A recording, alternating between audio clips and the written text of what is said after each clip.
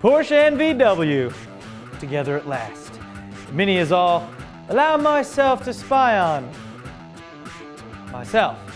A Russian scoundrel causes 4 crashes with 1 stupid mistake, and Toyota issues a recall for a rear suspension that might just come apart. No big deal. What's up, everybody? It's Friday. I'm Derek D, and you are watching Tisaf and Al Iliad. That's Fastline Daily backwards. Serious. Let's run it in reverse and see what it sounds like. Hold on. Okay, not exactly, but sort of a little bit. Maybe a little bit.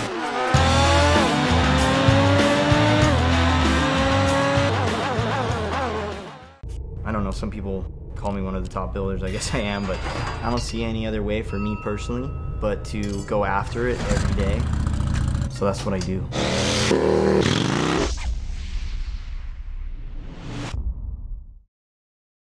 Volkswagen has taken over the world. I mean, Porsche. After a long while trying to figure out how it will happen, they finally did. Now, this basically just means chassis, technology, and all other ingredients, if you will, can be shared between the two companies. Now, don't worry, Porsche will still be Porsche and operate independently, cop their own styles, but they'll just be under the Volkswagen multi-brand strategy umbrella, which is getting bigger and bigger by the years, it seems like. All right, so don't worry. But yeah, VW and Porsche, boom. Now, some of you may have seen this, but I feel it needs to be talked about. I wasn't aware this was even possible, but Mini has released official spy shots. Now, I was under the impression spy shots were supposed to be taken in secret by spy photographers, not the actual company. I mean, that's like me spying on myself. Anyway, the spy pics were of the upcoming Paceman crossover, which is basically a 2-door Countryman. That will go on sale here in the US next year. This coupe version will cost about $2,000 over the Countryman and will be about 1.6 inches shorter and 0.4 inches lower. Us Americans can probably expect either a 121 or 181 horsepower gas engine with the all-4 all-wheel drive system available. No word on fuel economy, but it's probably going to match up with the Countryman in that category. We'll see the uncamoed car at the Paris Motor Show in September. That's September. What's up, AK? I was just wondering if we were going. To Paris? Yeah. No. Maybe. Probably not. Would be nice. That would be nice.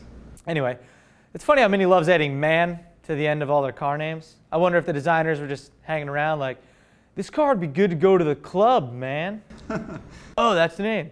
And bro, in this car, we could drive across the country, man. I don't get why the designers, what are they broing out? Like the way they're talking right now? That's how they talk. Dude, this car will set the pace, man, for the small SUV segment. They should have called it Pac-Man. They should have just called it, just drop the E, call it Pac-Man. There's probably a bunch of legalities in there, though. Yeah. Anyway, I don't know what just happened there. It's called getting off track. Okay, let's get back on track. All speed and no brains is not a good recipe, as demonstrated by this moron of a Mercedes CL driver who decided it was a good idea to pass slow-moving traffic in Russia by going into the oncoming lane, then swerving to avoid a Lexus RX, significantly clipping that car, then smacking the front of an Audi A8, that's to the right, then sliding into an oncoming sedan, and finally stopping up on the curb into an SUV. That's 4 accidents from one gigantic idiot. Goes to show some drivers who have nice cars don't have the smarts or common sense to drive them, thinking they're all invincible and shit. Well, you're not. But this goes for everyone. There's a lot of idiot drivers out there, whether you drive a nice car or not. Think, all right? Hey, in case you were wondering, yes, the rear nuts in your suspension, in case you were wondering, yes, the rear nuts in your suspension of either your Toyota RAV4 or Lexus HS250H sedan are improperly screwed in. If you weren't wondering about that, you should be. Man, don't you just hate when your nuts are improperly screwed in? That's basically what Toyota is saying after they issued a recall of over 760,000 2006 to 2011 RAV4s, and a few thousand of those are Lexus HS250Hs. This rear suspension issue could lead to an accident because the improperly assembled pieces could separate if not fixed. That would be a bummer. 9 reported crashes have been attributed to this issue, and fortunately, no one was seriously hurt. Also, fortunately, that Lexus HS250H has not been the biggest seller, which is why they killed production this year. Probably because it was hideous, hideous. That thing's gross. I don't like it. Didn't look like a Lexus. All right, that'll do it for Fast Lane Daily today and this week. I'm Derek D. We're all over the internet, basically, okay? I mean, how many times do I gotta say it? You can read, you can see it. Also, we're on the tunes of the eye, and you can get a t-shirt. Right, AK? Yes. And we'll keep the TiVo thing going for this week. So yes, we are on TiVo, if you have TiVo still.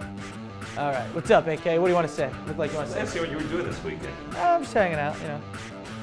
We're getting to Corvette Grand Sport. We're actually doing a special for Labor Day. A little clue there. Pick me up. No.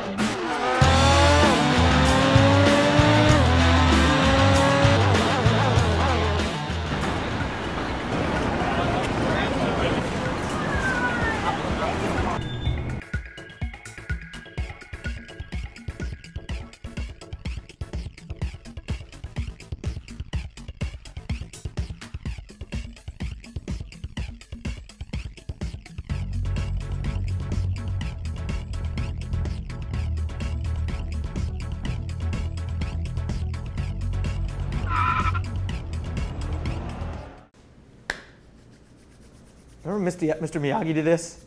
And he'd go like this, and he'd just do this, and he'd heal you. Remember? And the music would be like, da da da. And then you're just like, Works perfect. and Daniel's son would be fixed. That'd be nice. You like broke your leg, and okay, just do this. Like that. Now you're all fixed. Fixed you. And there's AK with the camera. Oh, that way. Okay, that's it for this week. Ow, we're living in the fast lane, baby.